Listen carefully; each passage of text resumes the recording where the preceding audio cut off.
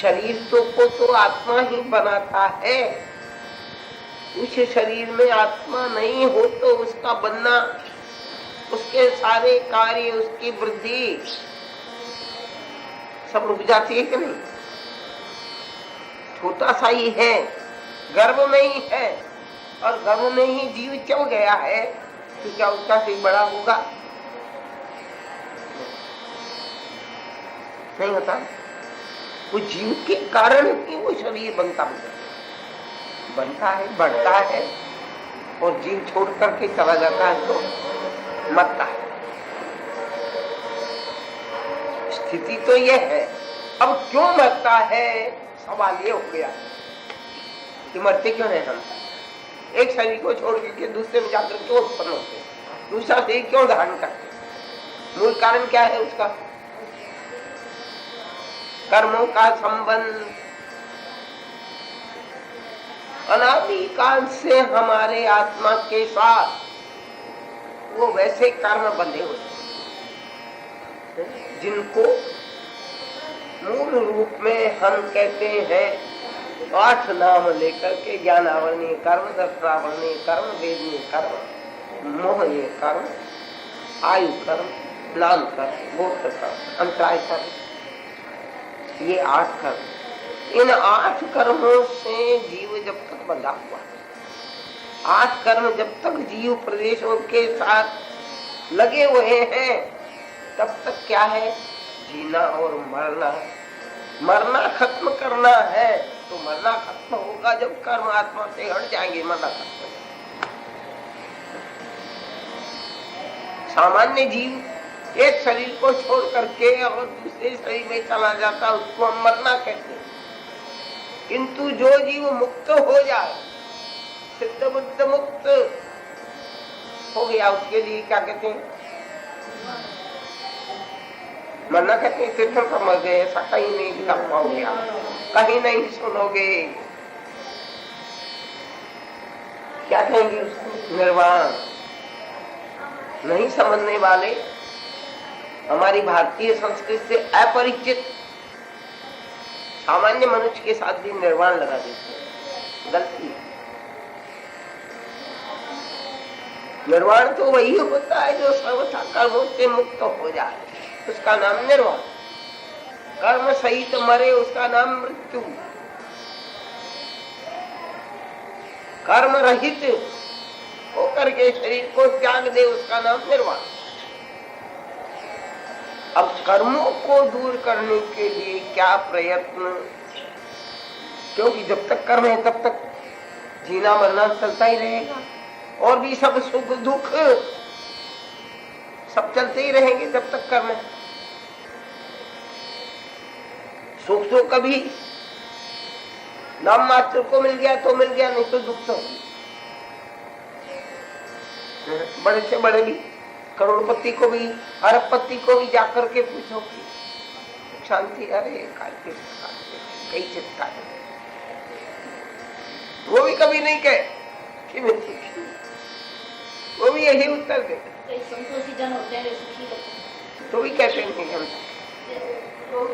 कभी नहीं कहे कोई भी किसी से बोलो सुख आए।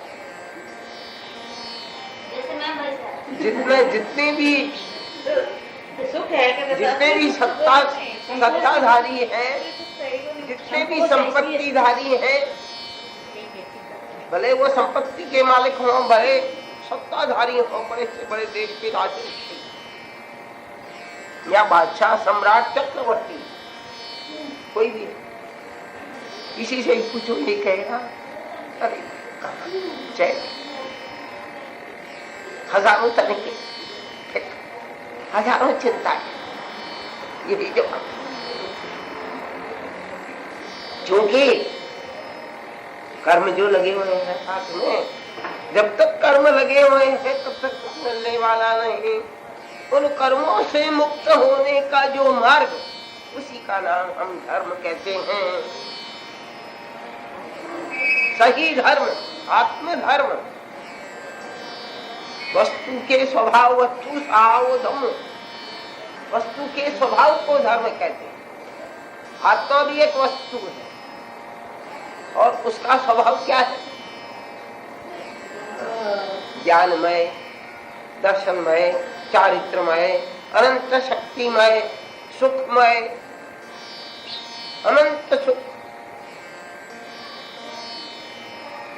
ये उसका स्वभाव, जीव का स्वभाव। सब द्रव्यों के अपने अपने अलग स्वभाव है। उस स्वभाव को जो दबा हुआ है, उस स्वभाव को दबा रखा है कर्मों ने। कर्मों से मुक्त हुए बिना स्वभाव प्रकट होता है। जो जो कर्म हटेंगे, समझ लीजिए कि आकाश में घोर तूफान आया हुआ, इतनी काली आंधी आई हुई है, अब तो बहुत कम आती है। हम बच्चे थे, क्यों, अब मेरी दीक्षा लिए बाद भी एक दिन ऐसी आंधी, हम सब गोष्ठी कर रहे जोधपुर में, 2000 की साल लग गई। चैत उतरने को, बैसाख लगने को नहीं, गढ़सिया हाँ अभी आई, उस दिन आई। इन लोगों की दीक्षा आई, वैसी नहीं आई बात, वैसी नहीं आई। देखिए वो आई एकदम काली,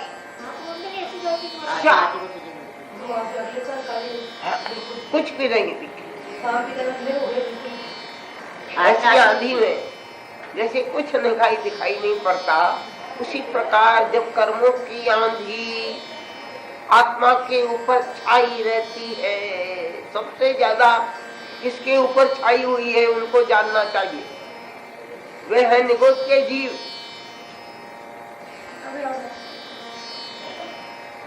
ये है निगोद के जीव, जो हम एक सुई की नोक के नीचे भी हमारे भगवान तीर्थंकर देवों ने अनंत जीव जहां बतला दिए।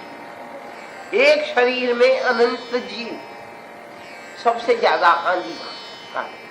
अब वहां से निकलते निकलते साधारण से प्रत्येक में आया, प्रतीकाय प्रकाय देवकाय भायुकाय बना, बेंद्री तेज हमारा जीव, अपन सब वहां जाके आए, हमें याद नहीं। लेकिन ज्ञानियों के वचन है कि कोई जीव ऐसे नहीं, सब जीवों का मूल स्थान रहने का स्थान वो निगोद। निगोद में भोगते भोगते जब कर्म से थोड़ा हल्का होता है तो जितने जीव मोक्ष में एक समय में जितने जीव मुक्त होते हैं, उतने जीव व्यवहार निगोद से व्यवहार निगोद में आते, ऐसा ज्ञानी फरमाया। फिर व्यवहार निगोद में आने के बाद साधारण से फिर प्रत्येक में, साधारण वनस्पति और प्रत्येक वनस्पति भी समझने की जरूरत है। साधारण वनस्पति क्या, प्रत्येक वनस्पति क्या? एक शरीर में अनेक जीवों का रहना, अनंत जीवों का रहना, वो साधारण वनस्पति कहलाती है। जिसमें एक शरीर में अनंत जीव हो वो साधारण वनस्पति, जिसके एक शरीर में एक जीव हो वो प्रत्येक वनस्पति। क्यों कि वो कर्म वहां थोड़ा अंधेरा मिटा तो साधारण से प्रत्येक में आया। फिर वहां थोड़ा कर्म भोगा, भोगने से क्या हुआ, हल्का हो गया। जब भोग लेता है जीव अव्यक्त दशा में, अव्यक्त दशा में भोग तो लेता है, बनता है कम, इसलिए ऊंचा उठता है। अव्यक्त दशा रहती है बात, तो राग द्वेष नहीं कर पाता। उस अव्यक्त दशा के कारण कर्म बनते कम है और भोग लेता जाता है, इसलिए ऊंचा उठता है। अब ऊंचा उड़ते उड़ते अपन कहाँ आ गए, मनुष्य में आ गए, जहां बहुत सा अंधेरा दूर हो गया। ऐसा अंधेरा दूर हो गया कर्मों का।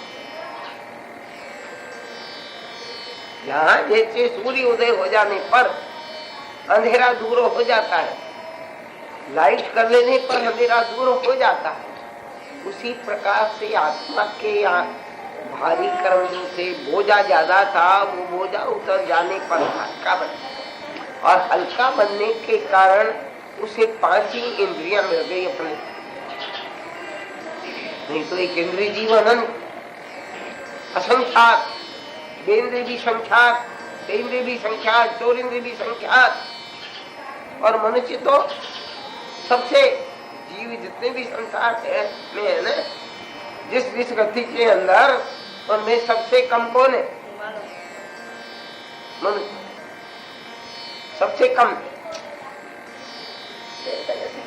गर्भस्थ मनुष्य। देवता भी असंख्यात है, नारकी भी असंख्यात है, और एक इंद्रिय अनंता है। मनुष्य सबसे थोड़ी, यहाँ तक आप लोग बहुत उजाला हो गया, और पूर्व में कुछ उजाला होने के कारण कुछ अच्छी करनी करते आए यहाँ तक आ गए। वो अच्छी करनी क्या थी कि जिससे हम यहाँ तक पहुंच गए? वो अच्छी करनी थी अहिंसा का पालन, सत्य का पालन, अचौर्य का पालन, ब्रह्मचर्य का पालन, परिग्रह की ममता की कमी, क्रोध मान माया लोभ की कमी, रागत द्वेष की कमी, कलह लड़ाई झगड़े की कमी, 18 पाप गिन लो। 12वां कलह, 13वां अव्याख्यान। अव्याख्यान किसे कहते हैं? अव्याख्यान किसी के ऊपर झूठा कलंक देना, उसका नाम अव्याख्यान।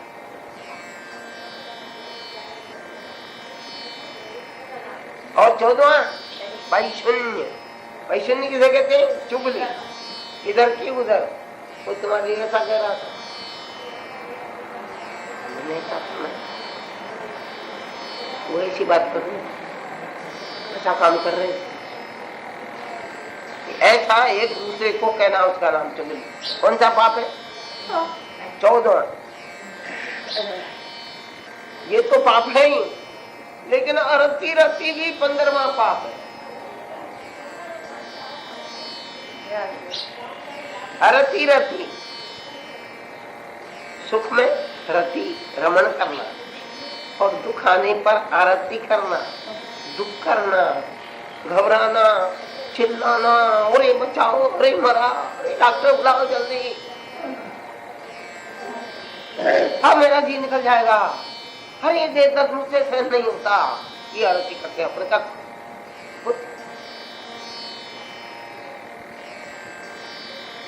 और 16वां पर परिवार, दूसरों की निंदा करना। 17वां माया मृषावाद, कपट रख करके झूठ बोलना। और 18वां मिथ्यात्व संदेह। ज्ञानी कहते हैं कि 17 पाप एक तरफ है और मिथ्यात्व का पाप एक तरफ, क्योंकि मिथ्यात्व के कारण ये सब पाप होते हैं। सबके जड़, सबका मूल है मिथ्यात्व। तो इन 18 पापों से बचने का नाम है धर्म। धर्म का मूल रूप भगवान कीर्तन कर देखो, नहीं समझा कि धर्म क्या है। इन 18 से पाप से बचने का नाम है धर्म। वह क्रिया, उस प्रकार के हमारे मन वचन और शरीर की प्रवृत्ति कि जिनसे हम इनसे बच करके इनके अलावा दूसरी प्रवृत्ति करें। प्रवृत्ति तो जब तक जीव है संसार में तब तक प्रवृत्ति तो रहेगी, निष्क्रिय नहीं बनता जीव। जब तक कर्म का संग है, जब तक सक्रियता तो है, किंतु जहाँ हम ये समझ लें कि अमुक प्रकार की सक्रियता नीचे गिरा देने वाली है और अमुक प्रकार की सक्रियता हमको ऊंचा उठा देने वाली, अमुक प्रकार की सक्रियता सुख का कारण है, अमुक प्रकार की सक्रियता दुख का कारण है, ये जान ले। तो जो सुख का कारण है हमारी सक्रियता, ऐसी सक्रियता, ऐसे कार्य, हमारे मन की प्रवृत्ति, वचन की प्रवृत्ति, हमारे शरीर की प्रवृत्ति जो ऐसी है, ऐसी कि उत्तरोत्तर हमारे आत्मा को हल्का करते करते ऊंचा उठा देंगे, उसी का नाम धर्म है। धर्म की कोई लंबी चौड़ी व्याख्या नहीं, उसी का नाम धर्म। धर्म ही स्वभाव है और उस स्वभाव को पाने के लिए जो प्रवृत्ति होती है,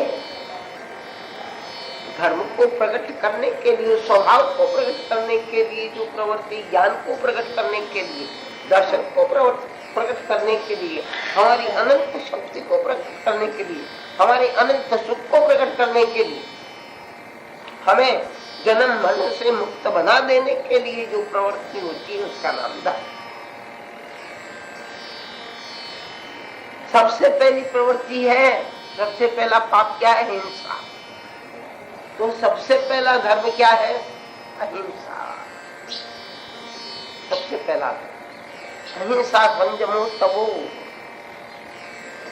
पहली गाथा क्या है? 10 सूत्र की, धम्मो मंगलम इत्थम अहिंसा संयमो तपो देवावीतम नमंसन्ति जस धम्मे श्यामो। क्या कहा भगवान ने? इसका बनाया हुआ है 10 सूत्र। भगवान संयम भाव सूर्य आचार्य महाराज का, जो अपने छोटे पुत्र ने जो दीक्षा ली थी उनको बताया नहीं मैं तेरा बाप हूं, तो बाप का मित्र हूं, ऐसा जान तो गए कि मेरा ही तो। अपने बहुश्रुत थे, श्रुत केवली थे, श्रुत केवली होने के कारण उन्होंने जान लिया कि इसका आयु तो 6 महीने ही जीने वाला है, इसका कल्याण कैसे हो। तो उन्होंने 10 सूत्र जिसमें सारा सार भर दिया धर्म का बताया। उसी की पहली गाथा है धम्मो मंगलम उत्कृष्टम। सबसे उत्कृष्ट मंगल धर्म है और वो है अहिंसा संयम और तप। अहिंसा नहीं तो धर्म नहीं। सबसे पहला धर्म अहिंसा, और अहिंसा की जब सिद्धि हो जाती है तो क्या होता है? अहिंसा की सिद्धि होने पर तो बोलो अहिंसा की सिद्धि हो जाने पर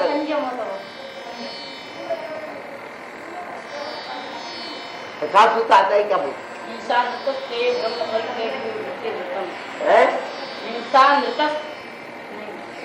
अहिंसा सिद्ध हो,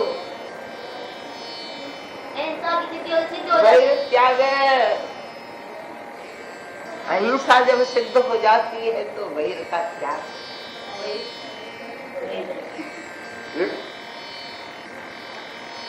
उस अहिंसा को सिद्ध करने के लिए ही सारे त्याग, तप, व्रत, नियम, संयम सब उस एक के लिए। मूल चीज है अहिंसा।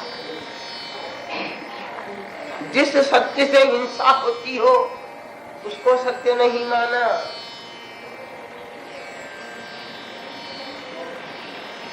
कहाँ सत्य माना? उसको सत्य नहीं, वो तो सत्य भी जो हिंसा होगी सत्य। ऐसा सत्य भी बोलना किस काम का जिससे कोई किसी को मार ही दे, ऐसा सत्य सत्य नहीं। मतलब है अहिंसा का सब में अहिंसा मूल चीज अहिंसा है। और अहिंसा की सिद्धि के लिए सबसे पहला व्रत है क्या? साधु के 10 धर्म। पहला धर्म क्या है?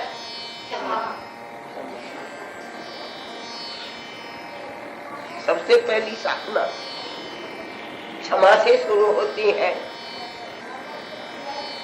जो किसी को क्षमा नहीं कर सकता वह अहिंसा का पालन।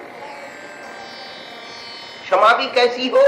उत्तम क्षमा हो, क्योंकि पद पद पर क्रोध तो तैयारी है। जरा सा भी हमारे प्रतिकूल हुआ कि फौरन क्रोध का सांप फुटकार मार उठता है, फट या उठा देता है क्या?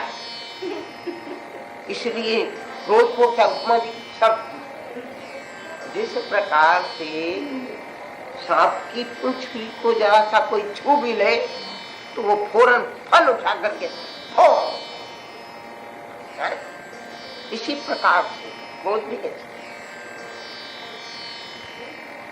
क्रोध क्रोध ने हमारे क्षमा भाव को दबा रखा। क्षमा है हमारा अपना आत्मा का गुण, उसको दबाता है क्रोध। क्रोध के वश में नहीं होना उसका नाम क्षमा। क्रोध के वशीभूत हो गए तो क्षमा कैसी? और साधु तो क्या कहलाता है? आप हमको वंदना करते हैं, क्या बोलते हैं? इच्छा में क्षमा करो। पुराने लोग श्राव तो दूर से नीचे से इच्छा में क्षमा करो, वंदे जाए मते वंदामी, बाहर से बोलता है। श्रावकों की रीति, साधुओं के उपास्य में श्रावक चुपचाप नहीं आते, समझदार साल होते चुपचाप नहीं आते। वो जोर से ही बोल, तो साधु क्या कहलाता है? क्षमाश्रम। साधु को क्षमा समझ कर, दो साधु क्षमा समझ कर। अब तो एक क्षमाश्रम, क्षमा है वहां साधुत्व है। जहाँ क्षमा भाव नहीं है वहां साधुत्व। क्षमा के विषय में हम बहुत दृष्टांत सुनते हैं, किंतु समय आता है परीक्षा का, तब क्षमा रख पाना मुश्किल हो, क्योंकि अपन छद्मक्त है। छद्म का क्या है? ढक्कन। छद अपवाद, ढकना, छादन, आच्छादन, प्रच्छादन, छद धातु से बन ढकना। हमारे आत्मगुणों को कर्मों ने ढक रखा है, इसलिए हमें छद्मस्त। और जिनके कर्मों के ढक्कन हट गए वो है सर्वज्ञ, तो छद्मस्त। इसीलिए हम छद्मस्त हैं कि अभी कर्म लगे। साधना किसकी करनी है? क्षमा की। क्षमा उभरेगी, क्षमा बलवान बनेगी तो क्रोध कमजोर बनेगा। क्रोध कमजोर होगा तो कोई पॉजिटिव निगेटिव है। ये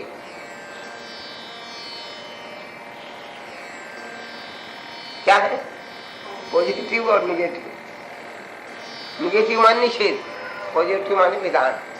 क्षमा का विधान है तो क्रोध क्या है? नेगेटिव। जब नेगेटिव हटेगा तो क्षमा उत्पन्न होगी। क्षमा गुण को प्रकट करने के लिए क्रोध को त्याग देने की, क्रोध के वश में न होने की जो शिक्षा है,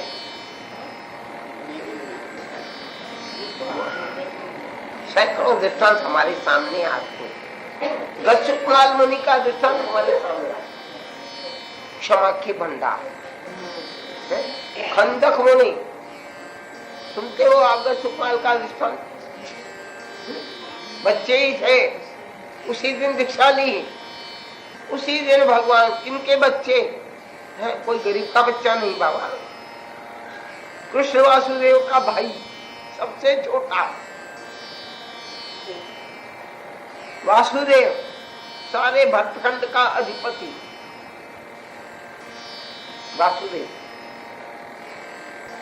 सबसे ऊंचा राजा, सम्राट। वासुदेव तो हमारे यहाँ एक नाम, उनके पद है। और उसी दिन भगवान से दीक्षा लेते हैं, उसी दिन कहते हैं भगवान ऐसा रास्ता बताओ मैं जल्दी से जल्दी मुक्त हो जाऊं। भगवान नेमिनाथ कहते हैं कि भाई ये रास्ता तो है 12वीं भिक्षु की प्रतिमा धारण करना। 12 प्रतिमा होती साधु के धारण करने, 11 प्रतिमा होती है श्रावक के धारण करने, और साधु की 12 होती है। उन सबका वर्णन आता है कोई सुना। तो वो 12वीं प्रतिमा में क्या होता है कि सब सारी चिंता छोड़कर श्मशान में जाकर के कायोत्सर्ग करना, खड़े खड़े कायोत्सर्ग करना, उस शमशान में जाकर के काल स्वर्ग किया उन्होंने। और श्री कृष्ण के भाई थे, बचपन से ही कई मंगनियां हो गई उनकी, अपनी अपनी कन्याओं को उनके लिए अर्पण कर दिया। सैकड़ों कन्याओं को नगर निवासियों ने वासुदेव के छोटे भाई के लिए अर्पण कर, किसी ने जन्मते ही अर्पण कर दिया, किसी ने महीने 2 महीने की होते, किसी ने 12 महीना के होने पर कह दिया अभी उनके साथ ही होगा इसका ब्याह। ऐसी सैकड़ों थी बचपन से ही। श्री कृष्ण ने मान लिया मेरे भाई की इतनी पत्नियां लाऊंगा और सबको स्वीकार कर लिया, स्वीकृति दे दी। और बहुत सी तो कुमारी अंतःपुर में वहां राजा की वहीं उनकी शिक्षा दीक्षाएं होने लगी। ऐसे ही एक ब्राह्मण की लड़की भी थी, क्या नाम था उसका? सोमवेली। उसकी लड़की के लिए भी मंगनी हो चुकी थी और कुमार अंतःपुर के अंदर तब कुमारी लड़कियां भी समय आने पर ब्याह होगा। वो उधर से कहीं बाहर से आया और शमशान की नजदीक होकर के निकला। उसने देखा इनको तो मैं अपनी लड़की का संबंध कर चुका और लड़की कुमारी अंतःपुर में तो साधु बन, मेरी बेटी का जन्म, मेरी बेटी का जन्म खराब और पूर्व हो की शत्रुता जागृत हुई। 99 लाख बहु पहले की, 2, 4, 10, 20, 100, 50 बहु पहले की नहीं, 99 लाख बहु पहले। क्या थी? सोते थी 2, एक पति की 2 पत्नियां। बड़ी के बच्चा हुआ नहीं था तो पति देव जी ने बच्चे के लिए दूसरी पत्नी का दूसरा ब्याह कर दिया। दूसरी पत्नी, उसके हुआ बच्चा। बच्चा हुआ तो जो वो बड़ी थी कि अब तो इसकी मान्यता हो जाएगी, बेटे की माँ की मान्यता। ये तो बेटे की माँ होगी, इसकी मान्यता हो जाएगी, मुझे कोई पूछेगा ही नहीं, ये तो पुत्रवती हो गई। देश था बिचारी वो सौत अपनी बहन से भी ज्यादा, सगी बहन से भी ज्यादा समझती थी उसको, बड़ी को विश्वास करती थी उसको। और बच्चा ज्यादा से ज्यादा वही महीने का हुआ होगा, महीने का बच्चा हो गया था, वो उसी के पास लाकर के सुला देती। और किसी काम में उस दिन कोई ऐसा काम आया कि वो घंटे 2 घंटे के लिए कहीं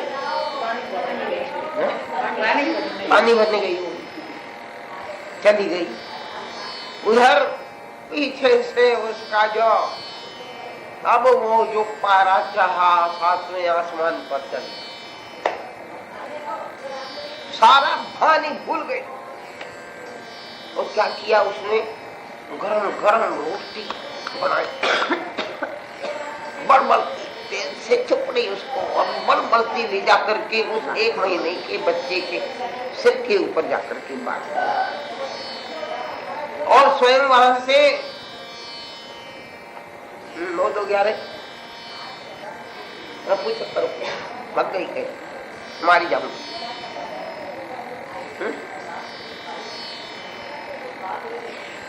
बच्चा कोमल था और वो बड़ पड़ती जो रोटी थी माता चीख गया, मर गया। वो 99 हो पहले वो बच्चे का जीव कौन था? वो सौमित्र। और वो बड़ी सेठानी का जीव कौन था? दक्षकुमार। नवानुलास भव पहले का बैर वहां पर उदय आया। और उसने क्या किया, वो ब्राह्मण ने श्मशान में कोई जला के गया था, धक धक धक धकते आग के खीरे अंगारे। एक तरफ मिट्टी थी, कहीं चिकनी मिट्टी, चिकनी मिट्टी में पानी मिलाया और लिया और चारों तरफ फैले सिर के ऊपर। वो तो अपने ध्यान में लीन है,